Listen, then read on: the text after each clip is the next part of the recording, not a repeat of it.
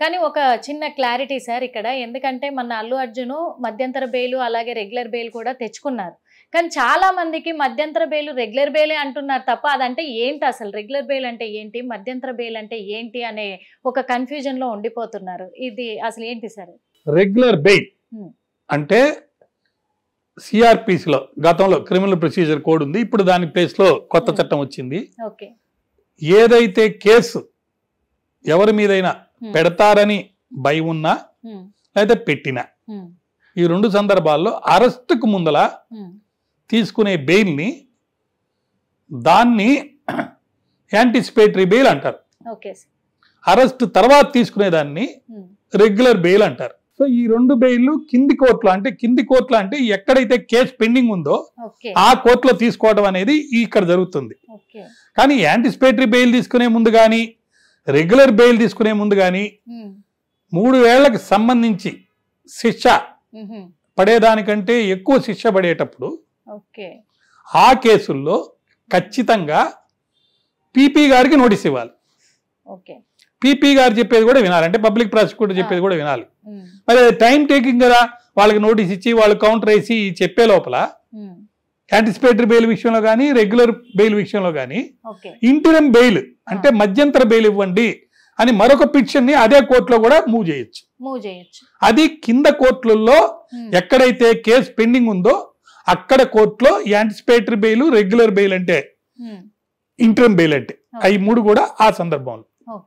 ఇది కాకుండా హైకోర్టు సుప్రీంకోర్టులకు వెళ్ళి రాజ్యాంగంలో రాసుకున్నటువంటి హక్కులు ఉల్లంఘన అవుతున్నాయి లేదా వాళ్ళు పెట్టిన కేసులో అసలు బ్యాంక్ అకౌంట్ లేకుండానే చెక్ అనేది ఉండదు కదా, అదేవిధంగా వాళ్ళు పెట్టిన కేసులో ఏ అయితే నేరాలు మోపడ్డారో ఆ నేరాలకు సంబంధించిన ఒక్క విషయం కూడా లేకుండానే తప్పుడు అబద్ధపు కేసులు పెట్టారని చెప్పి హయ్యర్ కోర్ట్స్కి అంటే హైకోర్టు కానీ సుప్రీంకోర్టు కానీ అటు 482 కింద హైకోర్టు కానీ 226, 227 కింద కానీ లేదా సుప్రీంకోర్టులో ఆర్టికల్ 32 కింద కానీ లేదా 141 కింద కానీ స్పెషల్ లీవ్ కింద కానీ అక్కడికి వెళ్ళినప్పుడు అక్కడ క్వశ్చన్ చేసేది ఏంటంటే క్యాష్ చేయమని అడుగుతారు.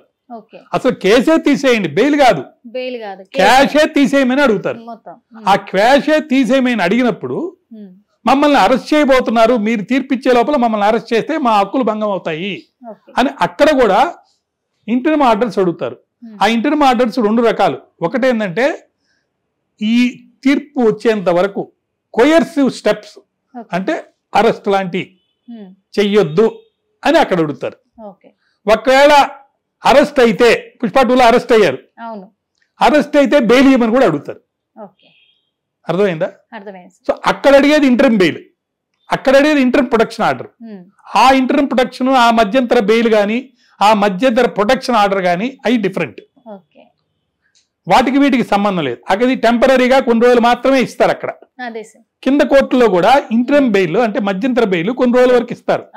మెయిన్ బెయిల్ అప్లికేషన్ పెండింగ్ ఉన్నంత కాలం లేదా మెయిన్ బెయిల్ అప్లికేషన్ డిస్పోజల్ అయిన తర్వాత మళ్ళీ పై కోర్టుకి వెళ్ళి పై కోర్టులో ఏదైనా ఉత్తర్వులు తెచ్చుకునే ముందల కానీ బెయిల్ అడిగే అవకాశం ఉంది.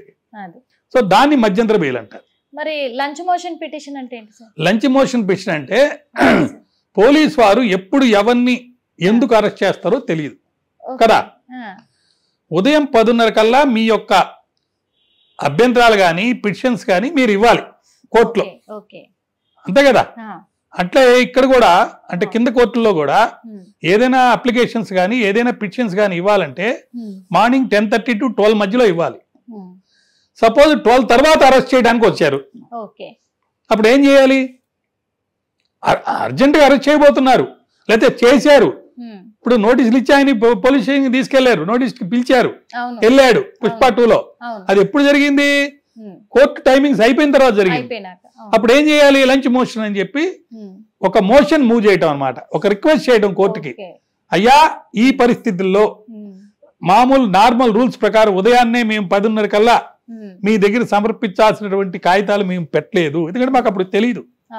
తర్వాత ఆయన్ని నోటీస్ ఇవ్వడం కానీ అరెస్ట్ చేయడం కానీ జరిగింది. కాబట్టి నేను ఇప్పుడు ఒక మోషన్ మూవ్ చేస్తున్నాను, అది లంచ్ టైంలో చేస్తున్నాం కాబట్టి లంచ్ మోషన్ అన్నారు. లంచ్ తర్వాత అయితే అది లంచ్ మోషన్ కాదు, అర్థమైంది నేను చెప్పింది. అర్థమైంది సార్. సో లంచ్ మోషన్ అని చెప్పి కన్ఫ్యూజ్ అవ్వద్దు. లంచ్కి ఎందుకంటే చాలా మంది లంచ్కి ముందల ఒక మోషన్ ని అత్యవసర పరిస్థితుల్లో కోర్టు వారి యొక్క పర్మిషన్ తోటి రిక్వెస్ట్ చేసుకొని తెచ్చుకునేది లంచ్ మోషన్.